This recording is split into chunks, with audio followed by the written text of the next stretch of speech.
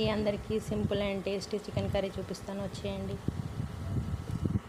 చూసేయండి. పెనం పెట్టుకొని పెనంలో ఆయిల్ వేసుకొని చక్కగా చికెన్ని కడిగి పెట్టేసుకోవాలండి. 3 times ఆయిల్ వేసుకొని పచ్చిమిర్చి వేసేసుకొని అల్లం వెల్లుల్లి పేస్ట్ కూడా వేసుకోవాలండి. కొంచెం పచ్చివాసన పోయేదాకా దాన్ని గోలించుకున్న తర్వాత 2 పెద్ద సైజు ఉల్లిపాయలు, 1 పెద్ద సైజు టమాటోను మిక్సీ పట్టేసి పెట్టుకోవాలండి. ఇది వేగగానే పసుపు వేసుకోవాలి.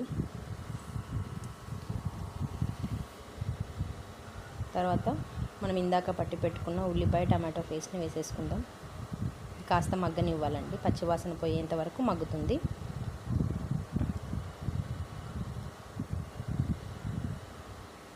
పచ్చివాసన పోయి నూనె పైకి తేలేంత వరకు మగ్గించుకొని కాస్త కసూరి మేతి యాడ్ చేసుకుందాం. దాంట్లో చికెన్ వేసేసుకుందాం.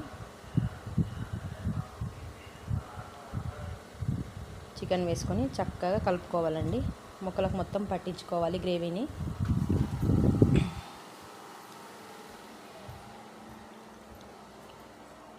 కలిపేసుకొని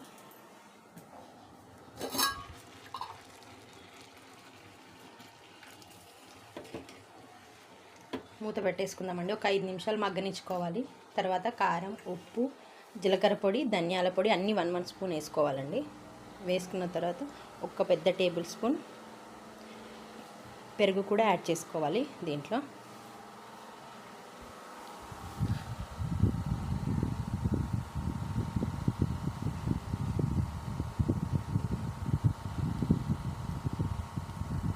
పెరుగు యాడ్ చేసుకొని చక్కగా కలుపుకోవాలండి. దీనికి వాటర్ ఏం అవసరం లేదు.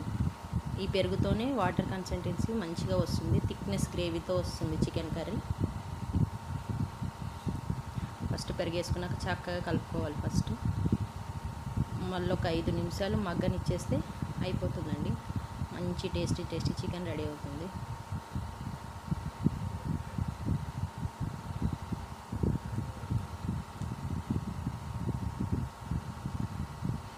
థిక్నెస్ వచ్చింది చూడండి, గ్రేవీ ఇలా వస్తుంది, పైకి తేలుతుంది. కాస్త మూత పెట్టేసుకోవాలి. ఒక 5 నిమిషాలు మూత పెట్టేసుకుంటే మన చికెన్ కర్రీ రెడీ అవుతుంది. తీసేసుకుందాం. ఒక్కసారి కలిపేసుకోవాలంటే చికెన్ ఉడికిపోయింది, ఆల్మోస్ట్ డన్.